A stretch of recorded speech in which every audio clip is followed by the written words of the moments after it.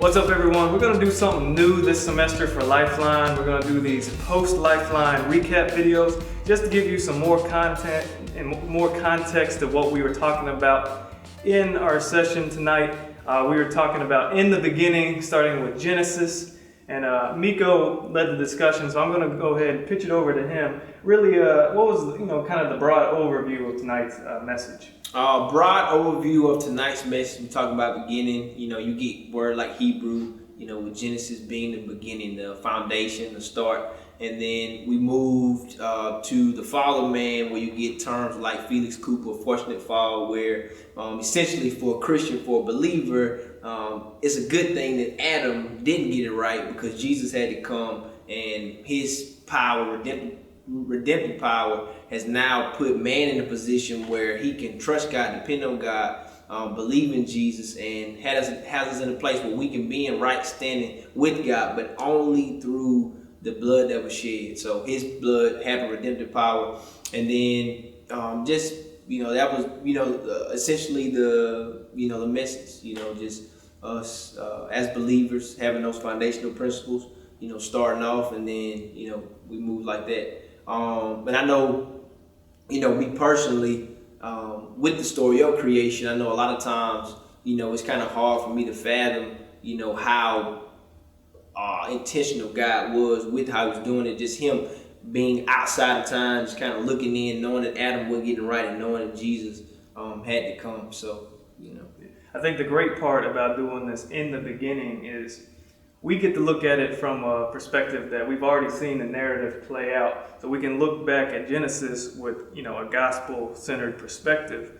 Raph, really, when you're thinking about the gospel and how that relates to Genesis and the beginning of everything, what are some of your thoughts on that? I think Miko made a good point tonight when talking about the curse with Adam and Eve and the thorns, and realizing that was more foreshadowing to Jesus and the crown of thorns that he would wear, and just seeing that the gospel's always been there. Like we tend to look at the gospel being in the sense of the New Testament, but seeing the gospel in the Old Testament, we can see that it's been here from Genesis to Revelations, God working and restoring and doing an awesome thing. So yeah, and as we move forward, we're gonna move into another in the beginning, which is the early church, and that'll be our next session, really what we're talking about. But then we're gonna slowly move into a more personal kind of look at it. In the beginning, how it was, as us first becoming Christians, and a lot of times, we hear the gospel message and Jesus is pulling on our heart, and we come to Him, but we don't really know everything that we need to know about the Bible. And I think one of the things we may, kind of misconstrue, or we kind of forget about, is that we were, in fact, created in the image of God and His likeness in the beginning. And just kind of knowing that, how does that help us as Christians to know that point, especially when we're witnessing to other people?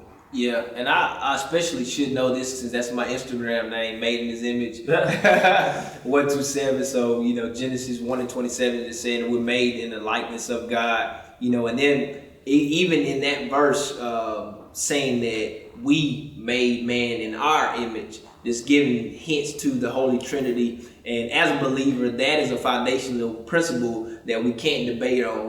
The triune God, the Godhead, 3 in 1, always being in perfect unity, with each other. But then kind of moving back to what you were talking about, just as a Christian, whenever we're starting off, just in the beginning of our early Christian walks, I would say that probably the most important thing is to be around people, be around brothers who believe the same thing that you believe in, because essentially peer pressure is something that's very hard for us to deal with, because we don't realize how much influence our friends have on us. I can think about Raph and him being very intentional whenever I was very much in the world, wasn't living for God, him driving us back and forth to school, putting on Lecrae, inviting me to church, inviting me to Lifeline. So a lot of the places I've gone has been, a large part of his, influence. So our friends have a tremendous amount of influence on us. So it's good to be around people who at least want what you want, or, won't pull you down and drag you down. So just being around some people who want something out of life, versus people who are always negative, always,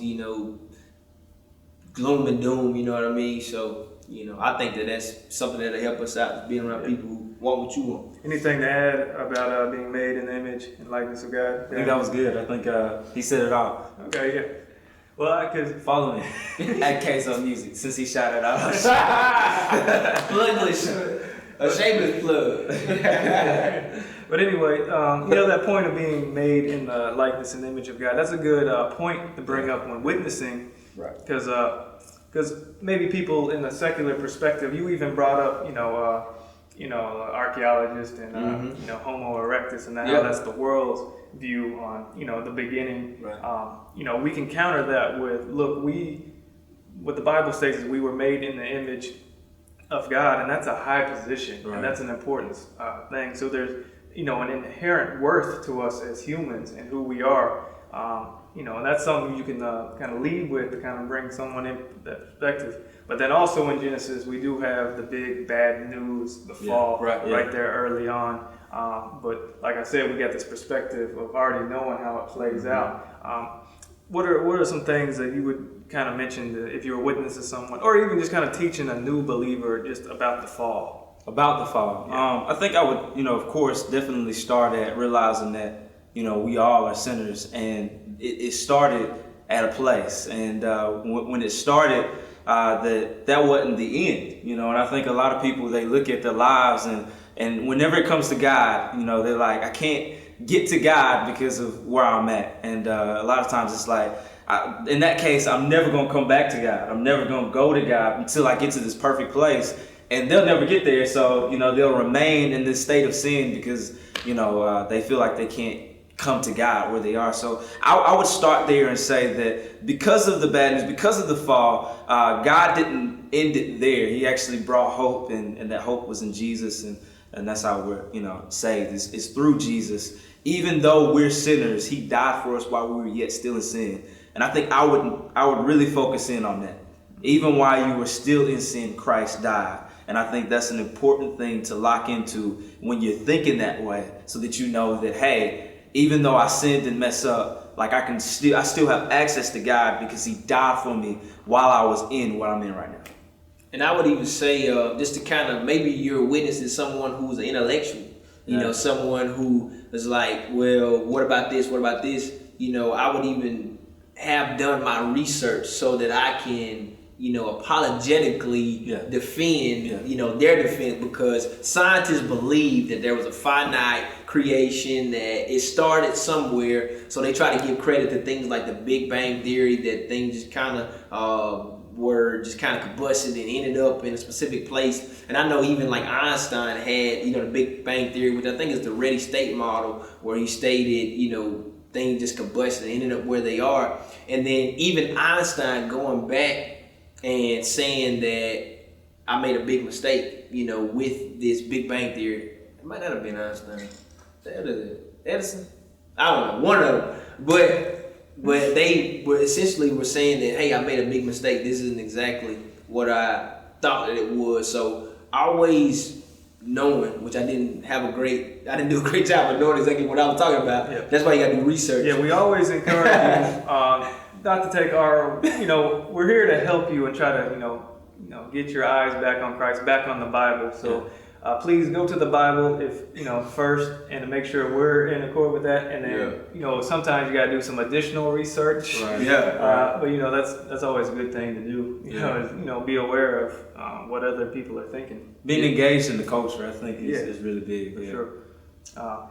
That'll pretty much do it for this little recap video. Talking about in the beginning, Genesis, and moving from there. We'll be moving on next time. We're in Lifeline, and if you enjoyed this video, this is what we talk about here at Lifeline. So join us this fall semester in Stout Hall B, right here on the Southern Miss campus. We begin at 8 o'clock during the fall, and stay up to date with Lifeline. Go ahead, follow us on Instagram at LifelineUSM. We're also on Facebook at Lifeline Campus Ministry. So go ahead, check out our social media, stay in touch with all that stuff, and we just pray this video was a help, additional content to help you with the study that we're doing, and we look forward to doing more.